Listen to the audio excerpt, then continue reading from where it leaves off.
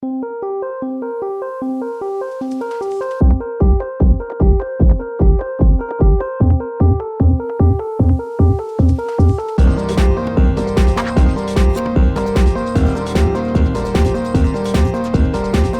everybody, Dacob here. Welcome to the Fashion Bunker.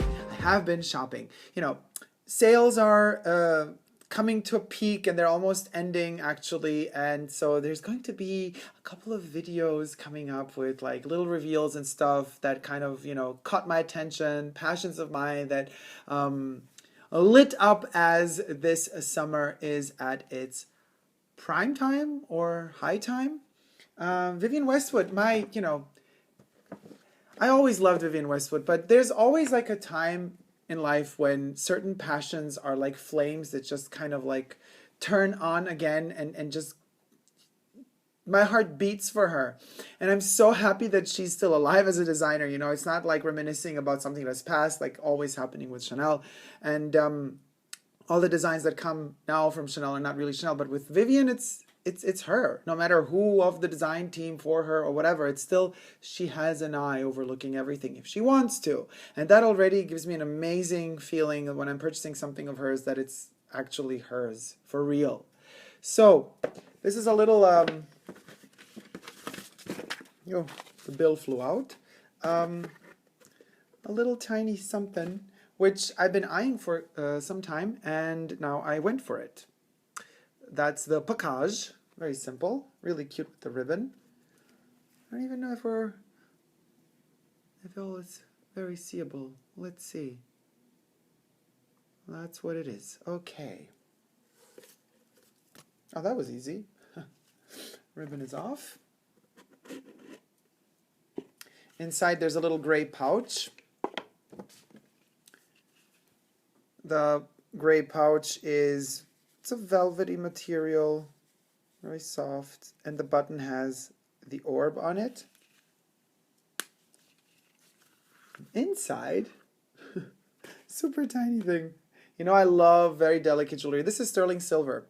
So it's a silver necklace with a fly attached to it. A silver fly. And the back of the fly has a structure of an orb. So this particular piece is very fascinating and important for me for several reasons. Reasons being, number one, I have researched a lot the history of flies, and in particular, the Lucilia Caesar, or depending on which Latin pronunciation you want, it's either a Caesar or Caesar, depending if the C is pronounced as a C or a K. Anyway, the most commonly known shit flies, right? Let's put it on as I talk to you about the shit flies. Isn't it weird to talk about shit flies while we're dealing jewelry? I love the juxtaposition of that. So the time has come to lip sync for our lives now, to take off this other necklace that I got and to put it aside because it's the dawn of a new era. So thank you, little silver necklace. You have suited your purpose very well. I'm going to put you back in your box. I will wear you again, but for now, the time of the fly has come. This is like the Lord of the Rings, guys. Let me just put it on the right way. There you go. So this particular necklace has, you could kind of switch it up, make it tighter or shorter, but I think this length is okay. You could put it over the shirt so you see it more. Okay, so that's the fly, right? So the Lucilia Caesar, the green, the shit fly basically, but also the blue ones, but I'm more fascinated by the green ones. First of all, they're super important for, police officers, especially, for example, in the South of America, where if there's a dead body, if there's a corpse, usually this fly will be the first living creature to smell out death. They call it the sweet smell of death. Why? Because the first thing that starts decomposing in a human body after, well, any biological body after we die are the sugars. And then the rest of the matter kind of starts decomposing. So these flies sense it out and they fly immediately to the corpse and start laying their eggs. Now, according to the stage in which the larva is when the police arrives, they can pinpoint the exact time to a minute or to a second almost when this person or creature died. So that's extremely fascinating to know about these flies, that they are so susceptible to death. But on another note, the Luciliates says that in particular, the green one, lays its babies, true, in decomposing matter. It could be either feces or dead bodies, but the fly itself, when it's an adult, only feeds off of nectars of certain flowers. Isn't that fascinating how the parents are so noble and the kids are in the shit?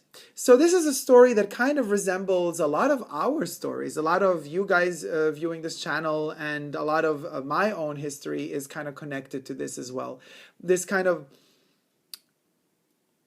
you know, a lot of people have had to struggle as kids growing up. And some parents are just not just to be parents, and other parents are really made to be parents. And sometimes the parents are just so egocentric that they don't care about the kids. So that is a very fascinating element. Now, as far as I'm concerned, this fly does not in particular represent my past completely, but it fascinates me that it represents oh so many pasts of oh so many other people that are now grown up, or some of you kids that are watching me now that are growing up and that are going through the shit of not understanding whether or not the parents are really loving you or not. Another aspect, purely futile if you want, that attracts me to this fly, this green aspect of it, is I'm a huge fan of the Dior Poison perfume that came out in the 80s. And the packaging, the original packaging of the Poison perfume used to be a moiré fabric in an intense kind of metallic green, of all hues of dark green, emerald green. And that's the color, more or less, of the back of this fly. And it is interesting that my father, whenever he would go on a business trip, back in the day, he would bring back my mom a bottle of poison, but she hated it. And I told you this in a video of mine already, but what she would do is she'd use this poison spray to literally hunt down flies without her even knowing the story of the flies and what the green flies mean or what have you. So there's kind of that association for me as well, that attachment to the perfume itself. One of the perfumes I love the most, even though I don't use it as much nowadays, but it is the perfume of my childhood, together with number 5 Chanel. So this fly represents all that. Plus, add to that the element of, Vivienne coming from punk and rebelling against injustice and everything that has to do with corruption and has to do with people having to struggle to have their own freedom back again. This fly is a symbol of all of that. It's as tiny as that, guys, but it means the world. So you can imagine how much symbology goes in it as far as I'm concerned. I might decide in the future to have it tighter up, but for now I'm just going to let it dangle, dingle, dangle, and hang there. So I hope you like this reveal, this Vivienne Westwood Fabulosity in sterling silver. If you have, please do thumb up this video, share it with others. Share the story of the Lucilia Caesar fly. I mean, could you believe it? Lucille Caesar. What a noble name for such a shit fly. Thank you guys so much for watching. Leave me comments in the comment section down below. Let me know what you think about flies in general and how, and this is something that fascinates me, as you have noticed in other videos in the past already, there is a certain beauty that I see in decay. And there's a certain aesthetic that can be also found in ugliness. You just have to find the right balance. I'm extremely fascinated by it. It's easy to just love beauty. And it's easy to just be disgusted by ugliness. But there is a thin line somewhere in between where the lines blend and blur. That's where Super Dacob resides.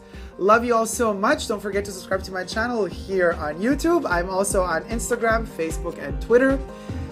No matter where you are, what the flies are, if they're going to give you, the shit attitude or not, whether you love them or not, don't forget, above all that, don't ever give up on love. Love you guys. See you soon. Bye.